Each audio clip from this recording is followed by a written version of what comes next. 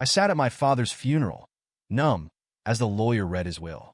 He had left everything, millions of dollars, properties, even our childhood home, to a woman I had never met and her two kids. His secret second family. And when I asked why, all the lawyer said was, "Your father believed you'd be fine on your own." Fine? I had nothing. Or so he thought. What he didn't realize was that I owned the one thing he couldn't live without. And I wasn't going to let this slide. My name is Adam, and for 28 years, I thought I was my father's only son. I always knew my father was a complicated man. Growing up, I admired him.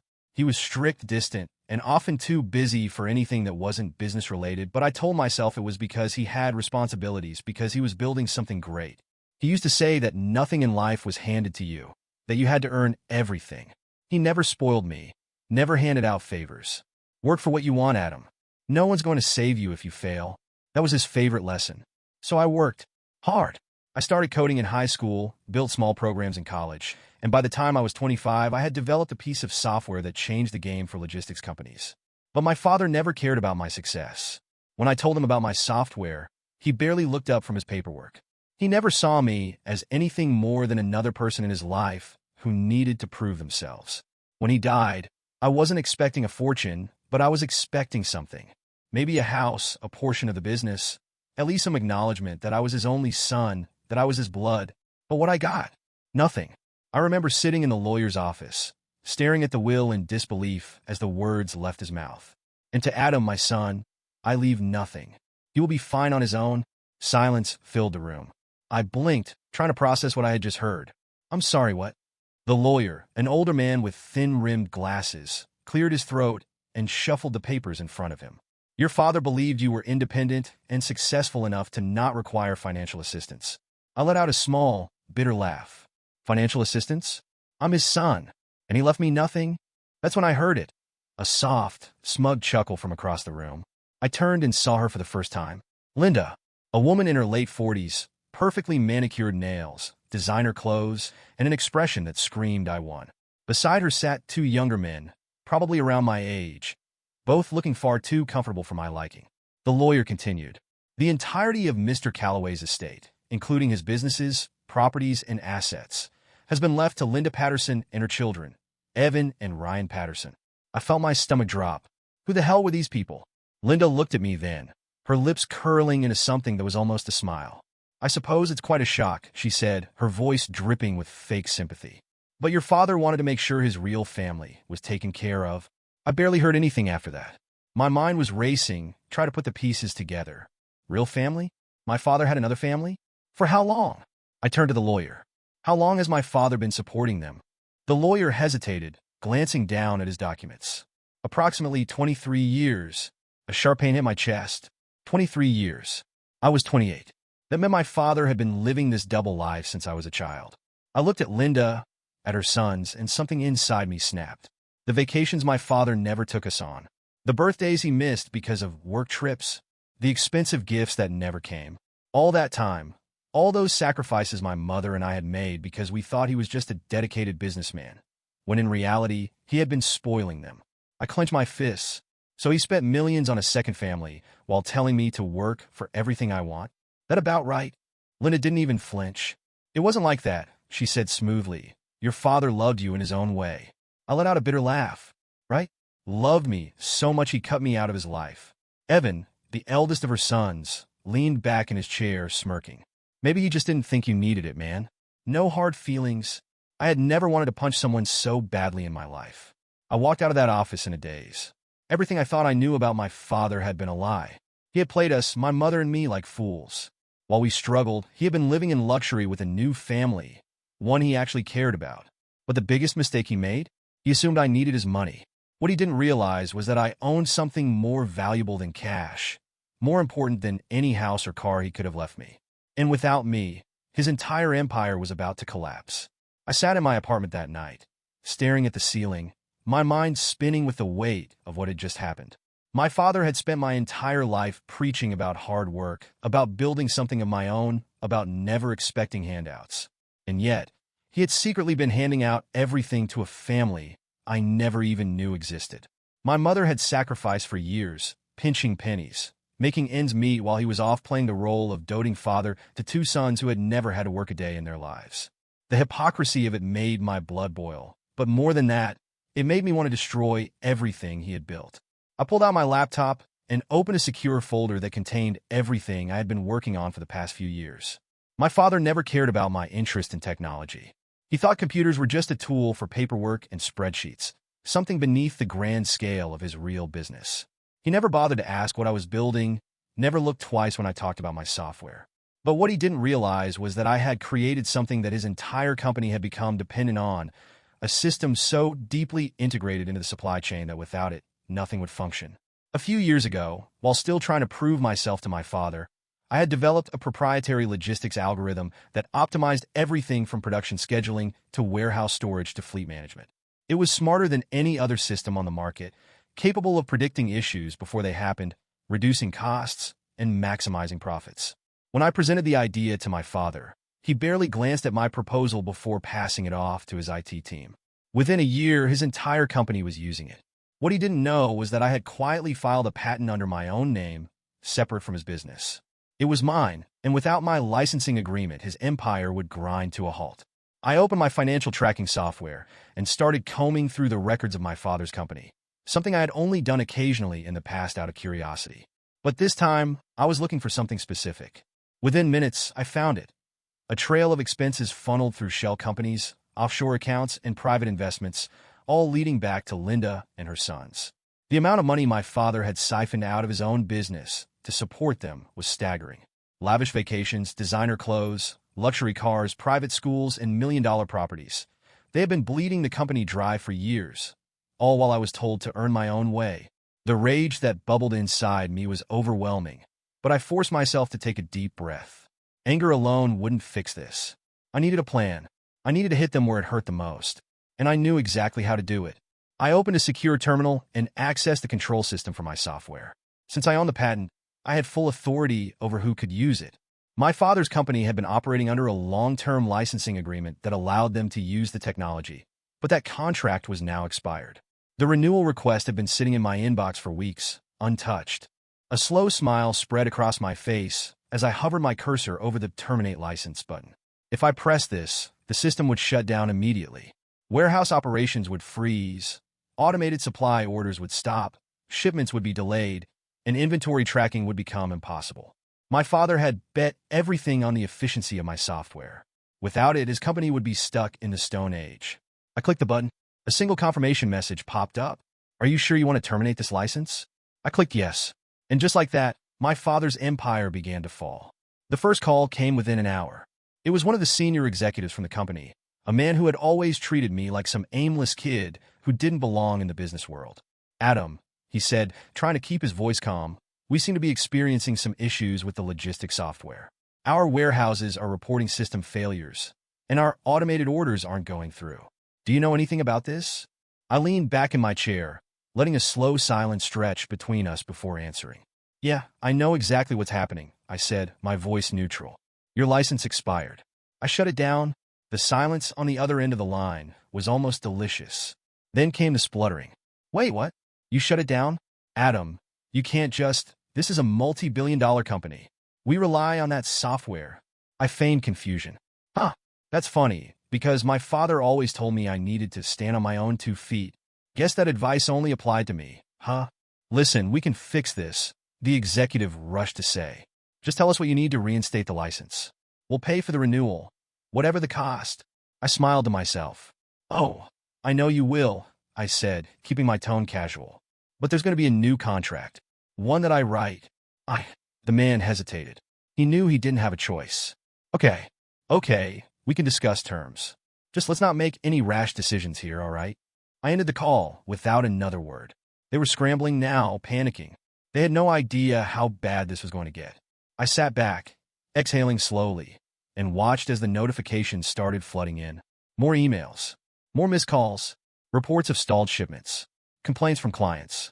Internal chaos spreading like wildfire. I knew the company had at most 48 hours before investors started pulling out, before customers started backing away, before the entire foundation of my father's legacy began to crack. And the best part? Linda and her precious son still had no idea what was coming. They were probably sitting in their mansion, still celebrating their newfound wealth, still convinced they had won. But the game had just begun. I sat in my apartment that night, staring at the ceiling, my mind spinning with the weight of what had just happened. My father had spent my entire life preaching about hard work, about building something of my own, about never expecting handouts. And yet, he had secretly been handing out everything to a family I never even knew existed. My mother had sacrificed for years, pinching pennies, making ends meet while he was off playing the role of doting father to two sons who had never had to work a day in their lives. The hypocrisy of it made my blood boil, but more than that, it made me want to destroy everything he had built. I pulled out my laptop and opened a secure folder that contained everything I had been working on for the past few years. My father never cared about my interest in technology. He thought computers were just a tool for paperwork and spreadsheets, something beneath the grand scale of his real business. He never bothered to ask what I was building, never looked twice when I talked about my software. But what he didn't realize was that I had created something that his entire company had become dependent on, a system so deeply integrated into the supply chain that without it, nothing would function. A few years ago, while still trying to prove myself to my father, I had developed a proprietary logistics algorithm that optimized everything from production scheduling to warehouse storage to fleet management. It was smarter than any other system on the market, capable of predicting issues before they happened, reducing costs, and maximizing profits. When I presented the idea to my father, he barely glanced at my proposal before passing it off to his IT team. Within a year, his entire company was using it. What he didn't know was that I had quietly filed a patent under my own name, separate from his business. It was mine, and without my licensing agreement, his empire would grind to a halt. I opened my financial tracking software and started combing through the records of my father's company, something I had only done occasionally in the past out of curiosity. But this time, I was looking for something specific. Within minutes, I found it. A trail of expenses funneled through shell companies, offshore accounts, and private investments, all leading back to Linda and her sons. The amount of money my father had siphoned out of his own business to support them was staggering. Lavish vacations, designer clothes, luxury cars, private schools, and million-dollar properties. They had been bleeding the company dry for years, all while I was told to earn my own way. The rage that bubbled inside me was overwhelming, but I forced myself to take a deep breath. Anger alone wouldn't fix this. I needed a plan. I needed to hit them where it hurt the most, and I knew exactly how to do it. I opened a secure terminal and accessed the control system for my software. Since I owned the patent, I had full authority over who could use it. My father's company had been operating under a long-term licensing agreement that allowed them to use the technology, but that contract was now expired. The renewal request had been sitting in my inbox for weeks, untouched. A slow smile spread across my face as I hovered my cursor over the Terminate License button. If I pressed this, the system would shut down immediately. Warehouse operations would freeze, automated supply orders would stop, shipments would be delayed, and inventory tracking would become impossible. My father had bet everything on the efficiency of my software. Without it, his company would be stuck in the Stone Age. I clicked the button. A single confirmation message popped up. "Are you sure you want to terminate this license?" I clicked yes. And just like that, my father's empire began to fall. The first call came within an hour. It was one of the senior executives from the company, a man who had always treated me like some aimless kid who didn't belong in the business world. "Adam," he said, trying to keep his voice calm, "we seem to be experiencing some issues with the logistics software. Our warehouses are reporting system failures, and our automated orders aren't going through. Do you know anything about this?" I leaned back in my chair, letting a slow silence stretch between us before answering. "Yeah, I know exactly what's happening," I said, my voice neutral. "Your license expired. I shut it down." The silence on the other end of the line was almost delicious. Then came the spluttering. "Wait, what? You shut it down? Adam, you can't just... This is a multi-billion-dollar company. We rely on that software." I feigned confusion. "Huh, that's funny, because my father always told me I needed to stand on my own 2 feet. Guess that advice only applied to me, huh?" "Listen, we can fix this," the executive rushed to say. "Just tell us what you need to reinstate the license. We'll pay for the renewal, whatever the cost." I smiled to myself. "Oh, I know you will," I said, keeping my tone casual. "But there's going to be a new contract. One that I write." The man hesitated. He knew he didn't have a choice. Okay, we can discuss terms. Just let's not make any rash decisions here, all right?"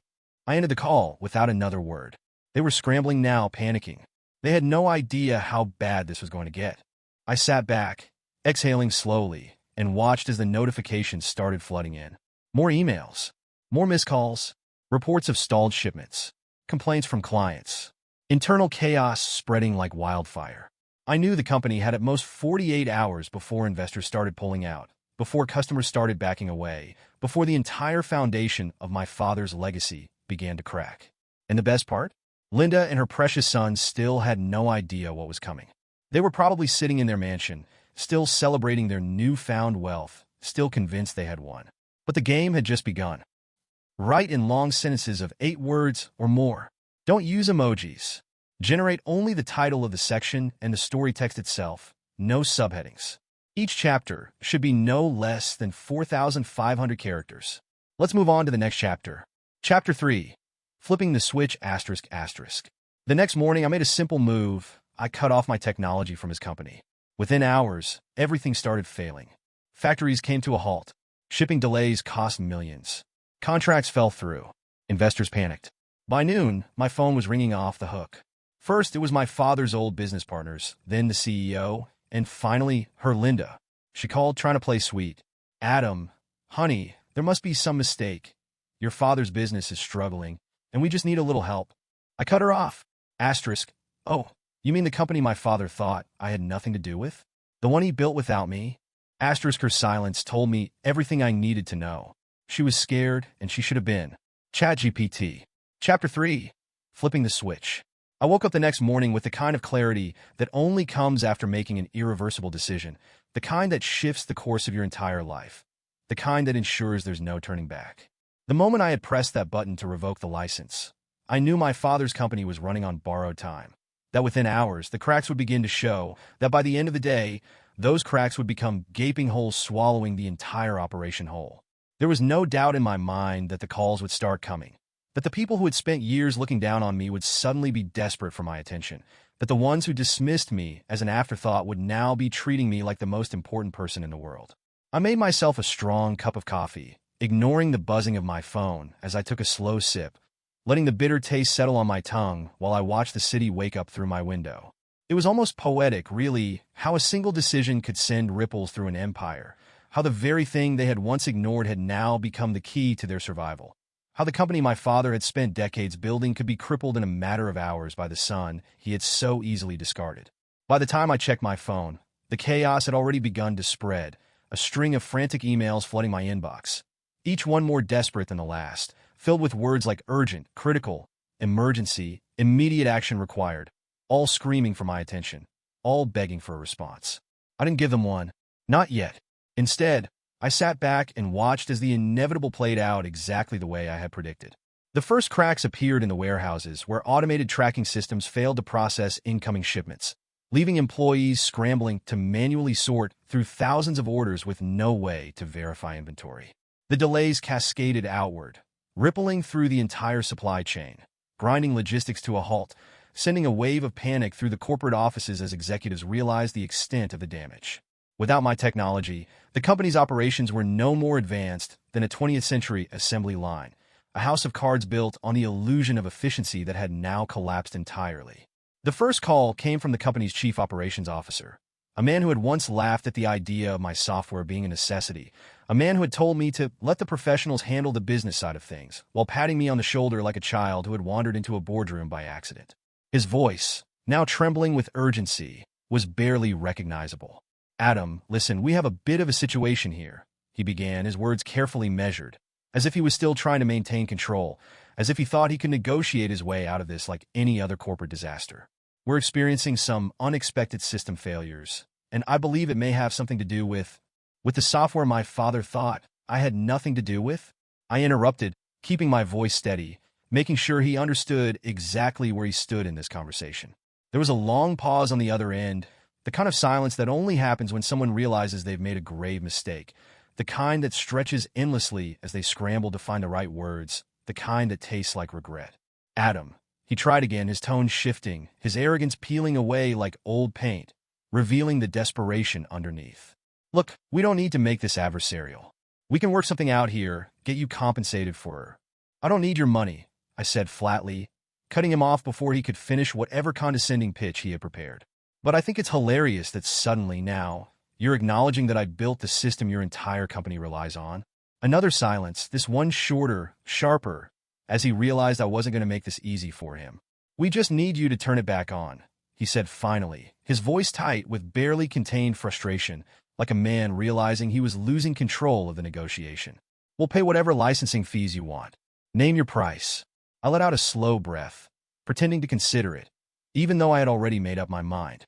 I'll think about it, I said, knowing full well that thinking about it was the last thing I was going to do. Then, before he could respond, I hung up. It didn't take long for the next call to come through. This time, it was from a number I didn't recognize, but I already knew exactly who it was before I even answered. Adam, honey, Linda's voice purred through the speaker, the false sweetness practically oozing from every syllable. The same voice she had used in the lawyer's office when she had looked at me like an afterthought, like someone she had already defeated. I think there's been a little mix-up, sweetheart. Your father's company is experiencing some difficulties, and I have a feeling you might know something about it. I smirked, shaking my head as I paced the room, feeling the satisfaction settle deep in my bones. Oh, you mean the company my father built without me? I asked, my voice laced with mock innocence. The one he said I had nothing to do with? That company? There was a pause, just a split second, but it was enough for me to hear the shift in her tone, the flicker of unease creeping in beneath the forced charm. Adam, she tried again, this time with a little less sweetness, a little more urgency. There's no need to be dramatic about this. I know you're upset about the will, but we're family, and your father wouldn't have wanted. We are not family, I snapped, the words cutting through the air like a blade, sharp and final. And my father didn't give a damn about what I wanted. So forgive me if I don't give a damn about what he would have wanted. I could hear her breathing on the other end, could practically picture the way her carefully constructed composure was starting to crack, the way she was trying to come up with something, anything, that would give her back the control she had always assumed she had over the situation. This isn't going to end well for you, she finally said, her voice colder now, the fake kindness stripped away, leaving only the raw edge of someone who wasn't used to losing. I let out a quiet laugh, shaking my head. Oh, Linda, I murmured, savoring every syllable. You have no idea how wrong you are. Then, without another word, I ended the call, tossing my phone onto the table as I leaned back in my chair, exhaling slowly as the weight of the moment settled in. I had spent my entire life playing by the rules my father had set, working twice as hard for half as much, proving myself to a man who never saw me as enough, who had built a legacy that he never intended for me to be a part of. But this was my game now. And I wasn't just going to win, I was going to burn their entire world to the ground. I had expected the company to struggle without my technology, but I hadn't expected the downfall to happen quite so quickly, nor had I anticipated just how unprepared they would be for a world where they couldn't rely on my father's carefully maintained systems to keep everything running smoothly. Within 48 hours, shipments were delayed nationwide. Warehouses were overflowing with unsorted inventory, and suppliers were pulling out of contracts faster than the board of directors could even schedule an emergency meeting. The executives, who had once treated me as if I was nothing more than an insignificant footnote in my father's legacy, were now scrambling to find a way to keep the business afloat, desperate for any solution that could restore order before investors decided to jump ship. While the corporate offices fell into chaos, I sat back and watched, knowing that every minute they wasted was another nail in the coffin of my father's so-called empire. I kept ignoring the calls, letting their emails go unanswered, forcing them to face the reality of just how powerless they were without me. By the third day, they had stopped pretending they could fix it on their own and had started making real offers, throwing out figures that had too many zeros to count, all in a frantic attempt to convince me to restore the system and get the company back on track. But I wasn't interested in playing savior to the same people who had once dismissed me as irrelevant. Instead, I made my move. I sent a single email to the board of directors, a short and simple offer that left them with only two choices: sell the company to me at my price or watch it collapse completely. I knew they would be too proud to accept immediately, that they would waste precious hours debating whether they could negotiate for a better deal. But the truth was, they had no leverage left. Every moment they hesitated, the company was bleeding more money, losing more credibility, becoming a bigger liability in the eyes of the business world. By the end of the week, the board had no choice but to accept my terms, signing over controlling interest in the company for a fraction of what it was once worth. The men who had spent their entire careers climbing the corporate ladder, who had aligned themselves with my father and his vision, were now left with nothing but regret as they realized they had sold out for pennies on the dollar. I watched their faces as the contracts were finalized, saw the defeat in their eyes, the bitter acknowledgement that they had lost everything to the same person they had once overlooked. I didn't gloat, didn't rub it in, didn't waste time explaining how this was exactly what they had deserved. Instead, I shook hands, signed the final documents, and walked out of that boardroom knowing I had just taken back the company my father never intended for me to have. While the corporate world reeled from the news, Linda and her sons were still living in their mansion, blissfully unaware that their entire existence was about to come crashing down around them. I imagined them lounging by the pool, sipping expensive champagne, still convinced they had won, still believing they had secured their future on the back of my father's fortune. They had spent years living off money they never earned, enjoying luxuries that had been handed to them without a second thought, completely shielded from the reality of what it meant to work for something.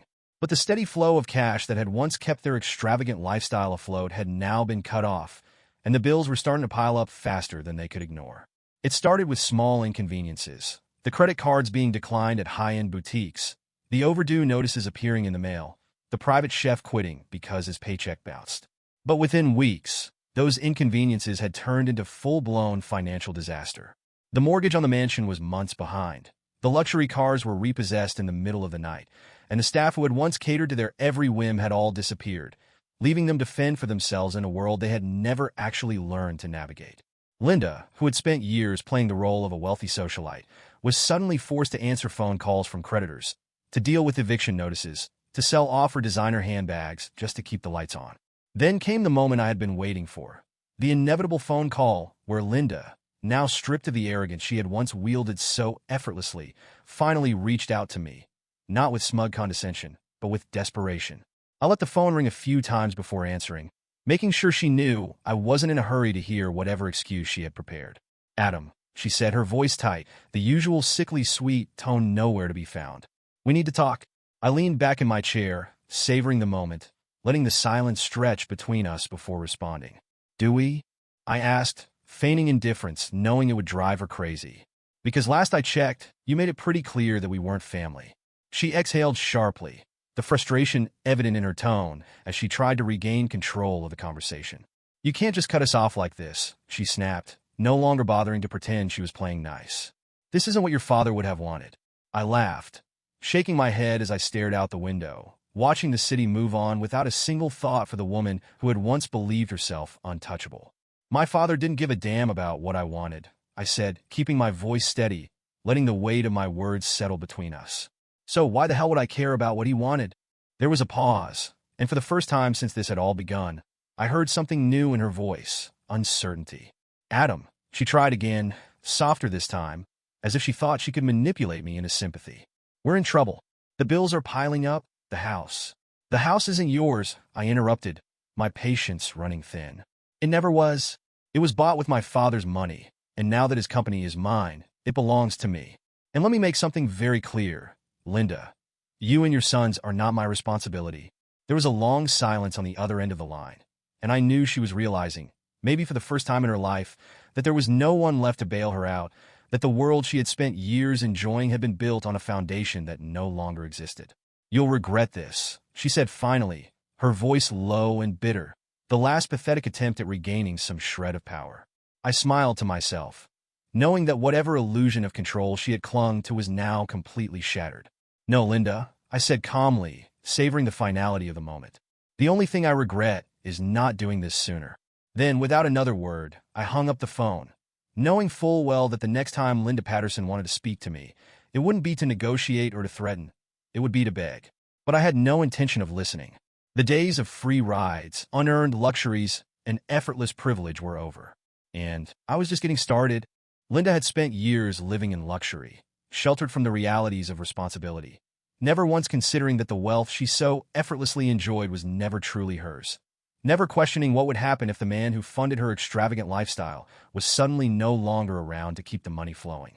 She had assumed, foolishly, that my father had secured her future, that the business he had spent his life building would continue to provide for her and her sons indefinitely, that the empire he had left behind would keep them comfortable, untouched, and immune to the struggles of ordinary people.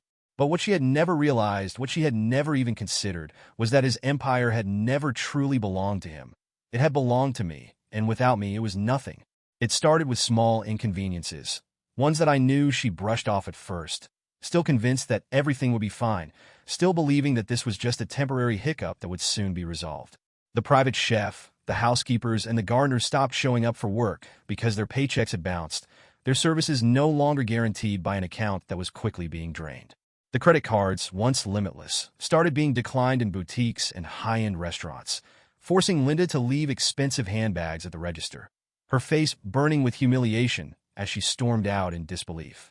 The private school that had once catered to Evan and Ryan sent final warnings regarding overdue tuition payments, the administration politely but firmly making it clear that financial difficulties were not their concern.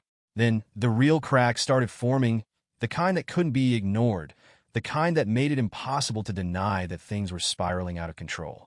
The mortgage payments on the mansion had stopped being covered by my father's now-frozen accounts, and within weeks, foreclosure notices began arriving at their doorstep, bright red stamps of urgency marking each letter as a final warning before action would be taken.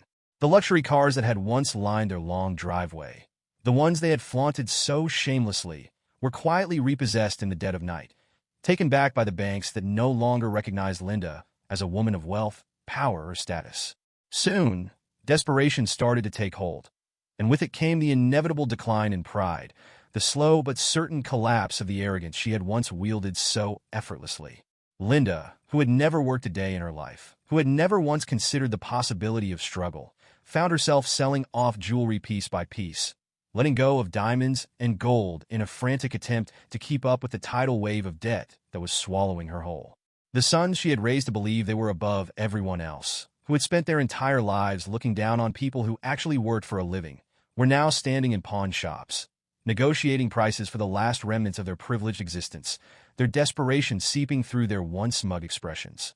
But what made it even worse for them, what truly sealed their downfall, was the fact that this wasn't happening in private, wasn't a quiet tragedy unfolding behind closed doors. The business world, the very community my father had spent years impressing, had turned its back on them entirely, watching from a distance as everything unraveled, not with sympathy, but with a kind of detached satisfaction. Investors had caught wind of what had happened, had come to understand that my father had made a grave mistake in trusting Linda and her sons with the remnants of his empire, had realized that without me, the company was unsalvageable. They pulled out one by one, selling shares at a loss, distancing themselves from a corporation that had become a sinking ship, ensuring that my father's legacy was nothing more than a cautionary tale, a story of what happens when arrogance blinds you to reality.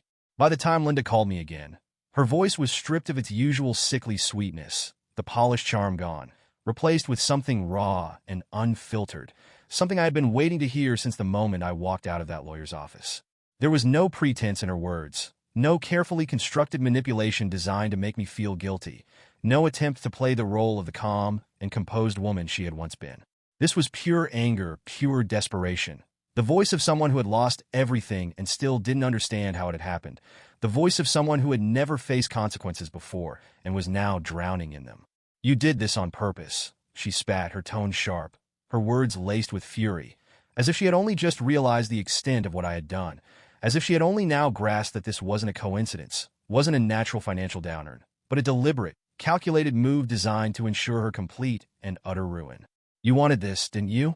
You wanted to see us fail, to see us suffer, to take away everything your father left us. You planned this."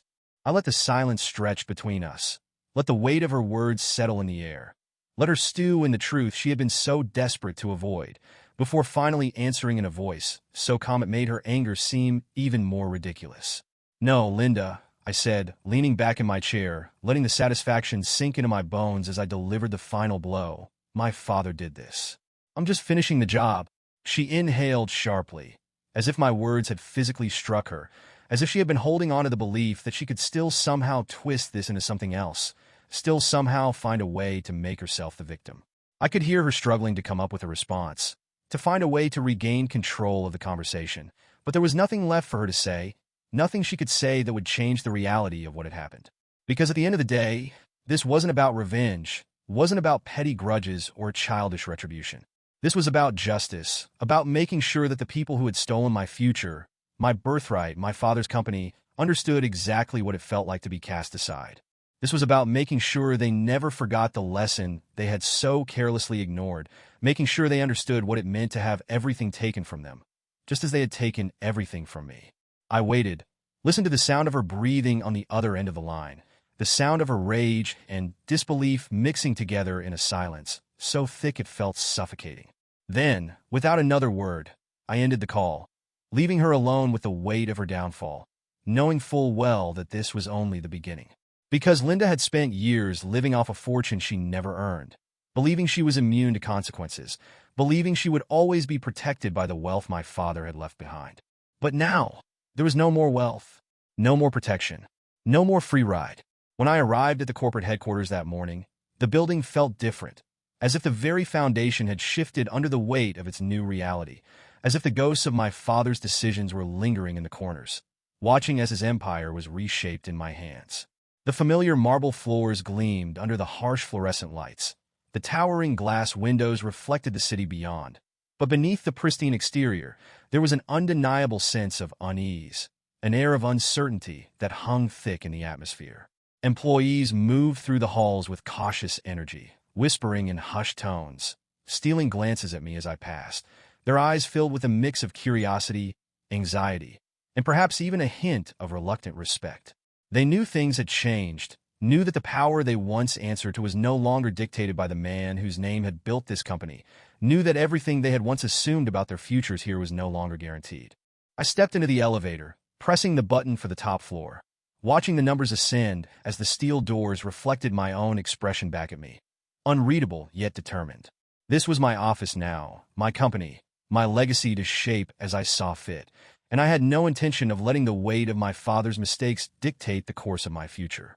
The moment the door slid open, I was greeted by the sight of someone I had not expected to see, someone who had no business being here, someone who had lost the right to exist in this space the moment she gambled everything and lost. Linda stood there, her once impeccable posture now slumped, her expensive designer outfit wrinkled, her perfectly curated image cracking at the edges, revealing the raw desperation beneath. She was a woman who had spent her life controlling situations with a carefully measured smile, a tilt of the head, a well-timed sigh that made people bend to her will without even realizing it. But now, standing before me, she was nothing more than a relic of a past that no longer held any power over me. The woman who had once sat across from me in a lawyer's office, smug and victorious, who had looked at me as though I were nothing more than an obstacle in her path, was now looking at me with pleading eyes, her carefully crafted facade finally breaking under the weight of her downfall. I didn't say anything at first, simply tilting my head slightly, watching as she swallowed hard, her fingers twisting together in front of her, searching for the right words, searching for anything that would make this moment turn in her favor. "Adam," she said, her voice softer than I had ever heard it, stripped of the condescension, stripped of the quiet arrogance that had once dripped from every syllable. "We can fix this. It doesn't have to end like this." I let out a quiet breath, feeling the weight of everything that had led to this moment pressing against my chest, feeling the sharp sting of irony in the air. For years, Linda had taken from me without a second thought, had lived comfortably in the shadow of my father's wealth, had enjoyed every luxury that had been denied to me, all while treating me as if I were nothing, as if I didn't matter. And now, standing in the wreckage of the world she had once ruled over, she had the audacity to ask for mercy, as if she had ever offered me the same. Her lips pressed together tightly, as she forced herself to keep her composure, her fingers tightening around the handle of the designer handbag that she had probably been forced to dig out of storage, one of the few remaining pieces of her old life that hadn't yet been sold off to cover debts. "You can't just erase your father's legacy like this," she continued, her voice trembling slightly, as if she believed she still had the ability to appeal to my sense of duty, as if she thought she could make me care about preserving the name of the man who had chosen to leave me behind. I stared at her for a long moment, letting her words hang in the air between us, letting the weight of everything that had come before settle into the silence, letting her see that there was no sympathy left in me for her, no desire to entertain whatever delusions she still carried about her place in this world. And then finally I spoke, my voice steady, unwavering, final. "He erased me first." For the first time, I saw true defeat flash across her face, saw the realization sink into her bones, saw the understanding that there was no path forward for her here, no redemption, no last-minute salvation. She had believed, perhaps until this very moment, that she could still find a way back into power, that she could manipulate her way out of the mess she had created, that there was still a version of this story where she came out on top. But now, standing in the office that had once belonged to my father, the office that was now mine, she understood the truth. This was the end of the road for her, the final page of a story she had never truly been the author of, the closing of a chapter she had thought would last forever. I stepped past her without another word, walking toward the door of my office, feeling her presence behind me like a fading shadow, something that no longer carried any weight, no longer had any power to affect me. I reached for the door handle, pushed it open, and stepped inside, the quiet click of the door closing behind me echoing through the empty hallway. That was the last time I ever saw her. Taking over my father's company was supposed to be the final step in this long battle, the last move that secured my control over the empire he had so carelessly entrusted to people who were completely incapable of running it. But as I settled into my new role, as I began digging into the financial records, the contracts, the hidden transactions buried beneath layers of corporate jargon, I realized that the betrayal I had uncovered at the reading of his will was only the tip of a much larger, much uglier iceberg. My father hadn't just neglected me in favor of his second family. He had actively stolen from his own company to fund their extravagant lifestyle, shifting money around like pieces on a chessboard, hiding assets under false accounts, manipulating the system to ensure that Linda and her sons would never have to worry about anything as inconvenient as financial responsibility. The deeper I went, the more sickening the truth became, a tangled web of deception that stretched back decades, a carefully constructed fraud that had allowed him to funnel millions of dollars into private accounts without anyone noticing. My father had always presented himself as a shrewd businessman, a man who had built his empire through intelligence, hard work, and ruthless decision-making. But what I was uncovering painted an entirely different picture, one of a man who had used his own company as a personal bank, one who had prioritized the comfort of his mistress over the livelihoods of his employees, one who had rewritten the rules whenever it suited him. I found offshore accounts hidden beneath layers of shell corporations, money being siphoned through fake consulting firms, false invoices paid out to businesses that didn't even exist. I traced property deeds that were never recorded on official financial statements, luxury vehicles registered under names that had never once appeared in the company database, payments made under vague expense categories that should have raised red flags years ago. My father had been bleeding the company dry for the sake of a life he had built in secret, and the only reason it had never come crashing down before now was because he had always been in control, always able to keep the right people quiet, always able to manipulate the narrative before anyone could start asking too many questions. But now, with me at the helm, the truth was no longer something that could be buried beneath boardroom politics and carefully worded financial reports. The cracks had already started spreading through the corporate structure, whispers turning into rumors, suspicions evolving into outright accusations. And as I continued to pull back the curtain, as I started putting the pieces together, it became clear that I wasn't the only one who had been deceived. The investors, the board of directors, the executives who had once stood loyally by my father's side. None of them had known the full extent of what had been happening. None of them had realized that the fortune they had trusted him to manage was being drained away into private accounts that had nothing to do with the success of the company. When the truth finally broke, it wasn't in a quiet, contained manner that allowed those involved to maintain their dignity. It was loud, it was public, and it was impossible to ignore. Reports started surfacing, investigative journalists uncovering the very same financial discrepancies I had been sifting through for weeks. Headlines splashed across business publications, news segments dissecting the scandal piece by piece. My father, the man who had built a reputation as an uncompromising leader, a self-made mogul, a titan of industry, was now being exposed as nothing more than a fraud who had used his company as a personal piggy bank, his carefully curated image crumbling under the weight of undeniable evidence. Investors began pulling out faster than I had anticipated, not because they blamed me for what had happened, but because they no longer trusted the name that had once been synonymous with power and success. Clients reconsidered their contracts. Suppliers hesitated before signing new deals. Partnerships that had been carefully nurtured over years of business relationships were suddenly falling apart. I had expected resistance when I took control, had prepared for the inevitable battles that came with reshaping a company, but I had never imagined that the foundation itself had already been rotting from the inside out, that my father had spent years building something that had been destined to collapse the moment he was no longer around to cover his tracks. And Linda, oh Linda, if she had been furious before, if she had believed that I had ruined her life by taking away the fortune she had been promised, then this new revelation was something far beyond what she could have ever prepared for. She had spent years believing that my father had secured everything for her, that the wealth he had accumulated would always be there, that she and her sons would never have to suffer the indignities of an uncertain future.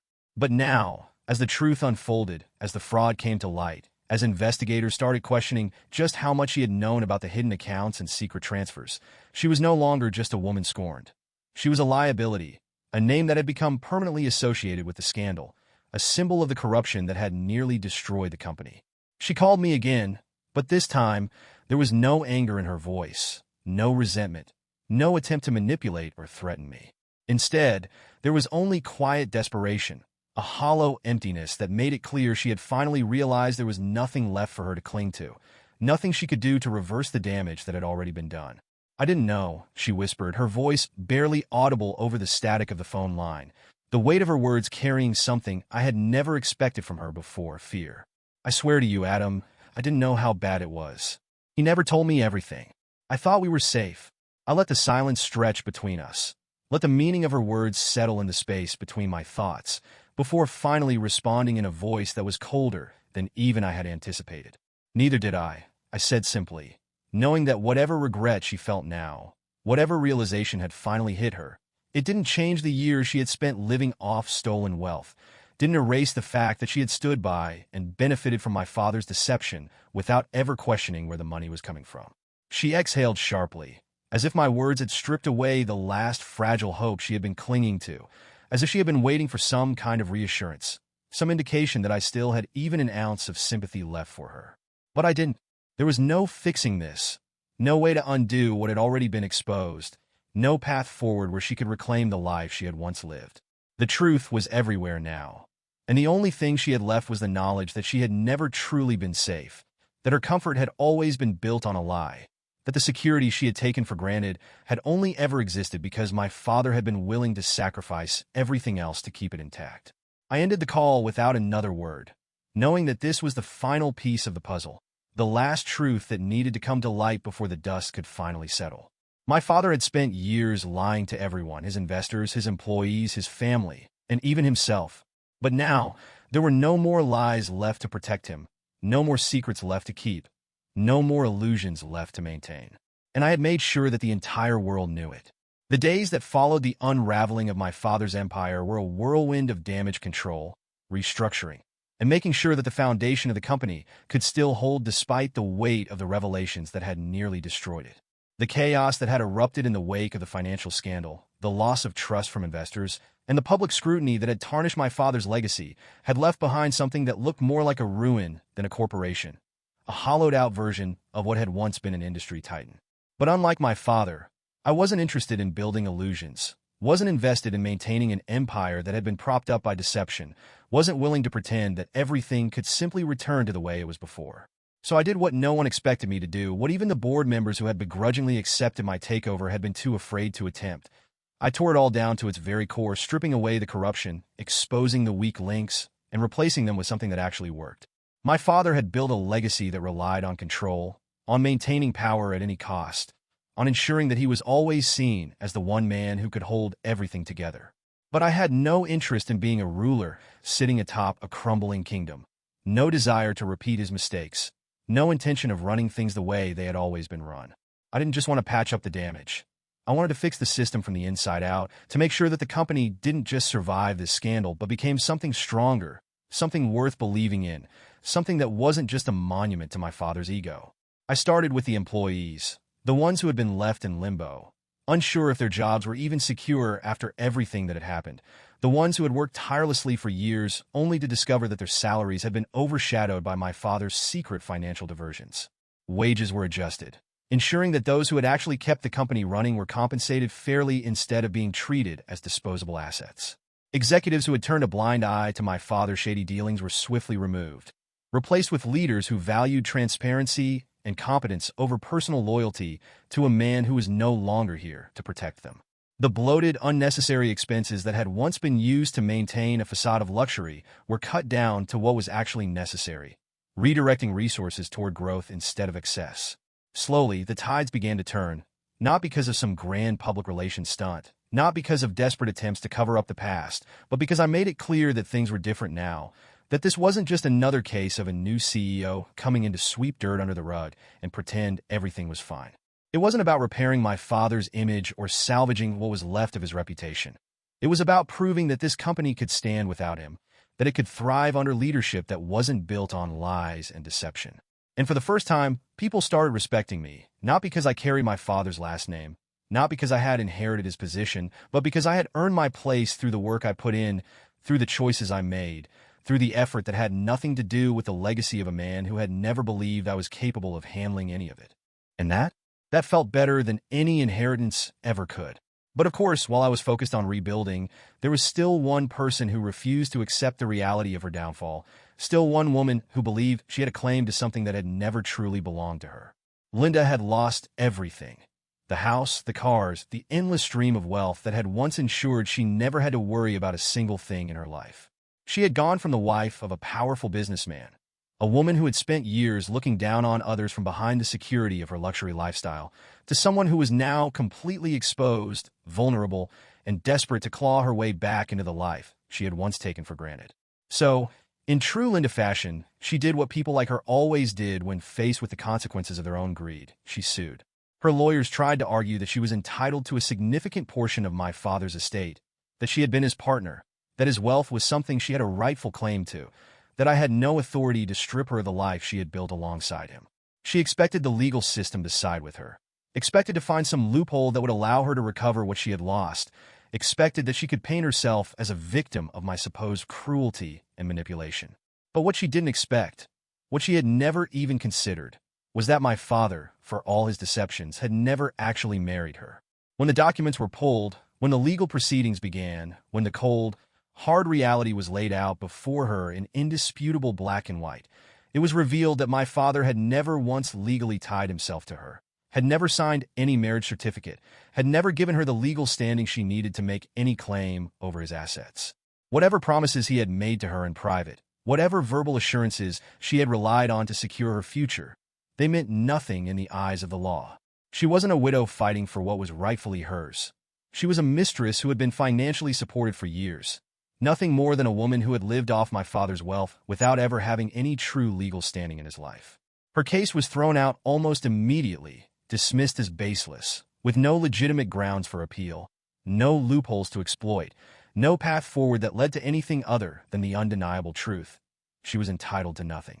She had spent years believing she had won, believing she had secured her place in my father's world, believing that she would never have to worry about a future without him. But now, with the company in my hands, with the wealth she had once relied on completely out of her reach, with no legal recourse left to pursue, she had finally lost everything. And as I watched her walk out of that courtroom, her face a twisted mask of disbelief and rage, I knew with absolute certainty that this was the last time she would ever have a chance to take something from me, the last time she would ever stand before me and demand something she had never earned, the last time she would ever believe she held even the slightest bit of power over my life. Because now, she had nothing, and I had everything. A full year had passed since I had taken control of my father's company. A year since Linda and her sons had been stripped of everything they once believed was rightfully theirs. A year since the life they had grown so accustomed to had come crumbling down around them, with no one left to save them from the consequences of their own entitlement. In that time, I had rebuilt what my father had broken, reshaped his failing empire into something that could survive without the weight of his outdated ideals and reckless financial decisions dragging it down. The company was no longer a monument to his ego, no longer a reflection of his selfishness, no longer a tool he had used to fund a secret life that had drained it of its true potential. Instead, it had become something better, something built on real leadership, on fair policies, on an understanding that power wasn't something you inherited. It was something you earned. I had spent years being told that my father's approval was the only validation that mattered, that his definition of success was the only one worth pursuing, that without his name, without his influence, I would never amount to anything more than an afterthought in the world he had built. But now, as I sat in a quiet coffee shop, watching the city move around me, feeling the weight of everything I had accomplished in the span of a year, I realized just how little his approval had ever truly mattered. My success hadn't come from his money, hadn't been gifted to me through some empty gesture in a will, hadn't been handed to me the way he had so easily handed his fortune to Linda and her children. No, my success had come from my own choices, my own intelligence, my own ability to see what my father never could. That real power doesn't come from inheritance. It comes from understanding the value of what you create. I had almost forgotten about them by this point, had almost erased the memory of Linda and her entitled sons from my mind, had stopped thinking about where they had gone, what they had done, how they had survived after losing everything they once took for granted. But fate, as always, had a way of bringing unfinished stories back into focus, of reminding me that some people never truly disappear, of proving that actions, no matter how distant they seem, always have consequences that linger long after the dust has settled. And that's how I found myself face to face with one of them. Evan, the eldest, the one who had once sat in that lawyer's office looking so smug, so sure that he had won, so convinced that he had secured a life of wealth without ever having to work for it. He looked different now, the arrogance wiped from his face, the confidence replaced with something bitter and hollow, something that spoke of hardship, of disappointment, of a life that had not gone the way he had expected. His clothes, once designer brands that screamed privilege, were now plain and unremarkable, his hair unkempt, his eyes shadowed with the kind of exhaustion that comes from fighting battles you never thought you'd have to fight. He didn't see me at first, didn't recognize me sitting in the corner of the cafe, sipping my coffee as if this was just another ordinary morning, as if I hadn't once been the person whose life his family had tried to erase. But when his gaze finally landed on me, when recognition flickered in his expression, when his lips pressed together in something that wasn't quite a scowl but wasn't far from it, I knew exactly what was coming before he even opened his mouth. "You ruined us," he muttered, his voice carrying none of the bravado it once had, none of the smugness, none of the entitlement that had once dripped from his words so effortlessly. It wasn't an accusation shouted in anger, wasn't a challenge thrown down in defiance, wasn't even a demand for answers or an attempt to justify what had happened. It was just resentment, raw and unfiltered, the words of a man who had lost everything and still didn't quite understand how. I took another slow sip of my coffee, letting the silence stretch between us, letting him feel the weight of his own words before finally responding, my voice calm, measured, unshaken by whatever pity he was hoping to evoke. "Your mother ruined herself," I said simply, meeting his gaze without hesitation, without guilt, without an ounce of regret for the role I had played in his family's downfall. His mouth opened slightly, as if he wanted to argue, as if he wanted to throw back some kind of defense, some weak attempt to shift the blame onto someone other than the woman who had spent years living off stolen wealth. But no words came. He had nothing to say to that, because he knew it was true. He knew that his mother had built their life on deception, knew that she had spent years benefiting from something she had never earned, knew that in the end, she had never been entitled to the fortune she had so confidently claimed as her own. For a brief moment, I wondered if he had finally learned something from all of this, if losing everything had forced him to confront the truth that had been staring him in the face all along, if he had finally realized that the world didn't owe him wealth, that he was never meant to inherit an empire built on lies. But as he turned away, shoulders hunched, fists clenched at his sides, I knew that the bitterness inside him would never allow him to accept it fully, that he would always see himself as the victim of some unfair game, that he would always blame me for the fact that his family had crumbled under the weight of their own greed. I watched as he disappeared through the doors of the cafe, stepping out into the city that no longer recognized him as anything more than an ordinary man, no longer treated him as someone special, no longer granted him the privileges he had once assumed were his birthright. And as I finished my coffee, feeling the warmth of my success settle inside me, I realized that this moment, this encounter, this final glimpse into the life of someone who had once believed he had won, was the last piece of closure I had been waiting for. Because in the end, I hadn't needed revenge, hadn't needed to destroy them beyond what they had done to themselves, hadn't needed to chase them down just to watch them suffer. All I had needed was a single moment of confirmation that they had lost, that they would never get back what they once had, that they would always remember the day they lost everything, not because of me, but because of their own arrogance. And with that, I stood up, walked out of the cafe, and never looked back. Because I had already won. For most of my life, I had believed that my father's approval was something worth chasing, that his recognition would somehow validate my success, that his acknowledgement would prove that I had finally become the man he had always wanted me to be. But after everything that had happened, after the empire he built had nearly crumbled beneath the weight of his own deception, after the people he had trusted the most had turned out to be nothing more than parasites feeding off his wealth, after I had been forced to step in and rebuild what he had spent years quietly destroying, I finally understood that his approval had never been worth anything in the first place. The truth was, my father had never respected me, had never believed I was capable of succeeding without him, had never intended for me to be a part of the world he had created. But in the end, it hadn't mattered, because I had built something far greater than the legacy he had left behind. I had built something that was mine. I had spent so much time thinking that my inheritance had been stolen from me, that I had been robbed of the future I was owed, that my father's betrayal had left me with nothing while his second family had taken everything for themselves. But I realized now that I had never truly needed his money, had never needed the properties, the assets, the investments he had so carelessly handed over to Linda and her sons.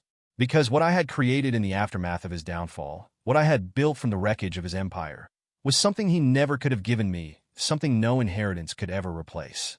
I had taken control of the company not because I wanted to preserve my father's legacy, not because I felt some obligation to protect the name he had spent his life cultivating, but because I knew that I could turn it into something greater than he had ever imagined. And I had done exactly that. The company that had once been weighed down by corruption, by greed, by the reckless financial decisions my father had made in the name of protecting his secrets, was no longer a relic of his failures. It was now a thriving, powerful force in the industry, built on principles of transparency, fairness, and innovation, no longer run by executives who had been content to look the other way while my father siphoned off millions to fund a life he had never been honest about.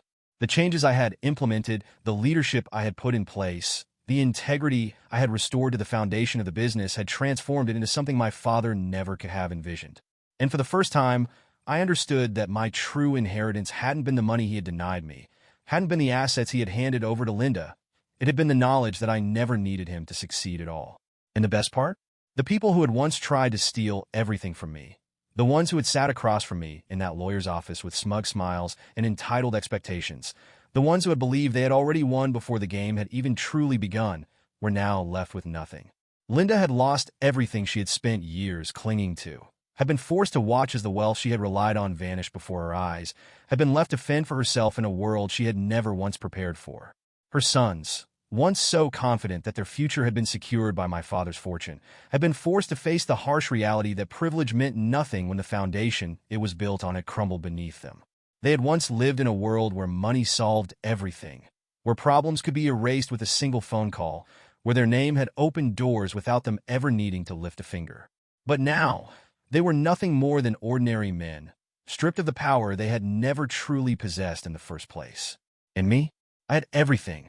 I had the company, the respect, the success that my father had never believed I was capable of achieving. I had built a business that no longer existed in the shadow of his mistakes, had forged a path that was mine alone, had proven that I was more than just the son he had cast aside. And the most satisfying part of all of it was knowing that every single person who had ever doubted me, who had ever believed I would fail without my father's guidance, who had ever assumed that I would be nothing without his wealth, had been wrong. People called what I had done revenge, as if my actions had been driven solely by a desire to get back at those who had wronged me, as if the choices I had made had been about nothing more than proving a point. But this was never about revenge. It was about something much bigger than that. It was about justice. It was about making sure that those who had built their lives on stolen wealth, on deception, on the belief that they could take what wasn't theirs without consequence, understood that the world didn't work that way. It was about ensuring that the people who had betrayed me, who had underestimated me, who had laughed at the idea that I could ever take control, saw that their actions had consequences. And as I looked at everything I had built, at the company that was thriving under my leadership, at the future that was now entirely my own, I knew without a doubt that this wasn't just the end of my father's story. This was the beginning of mine.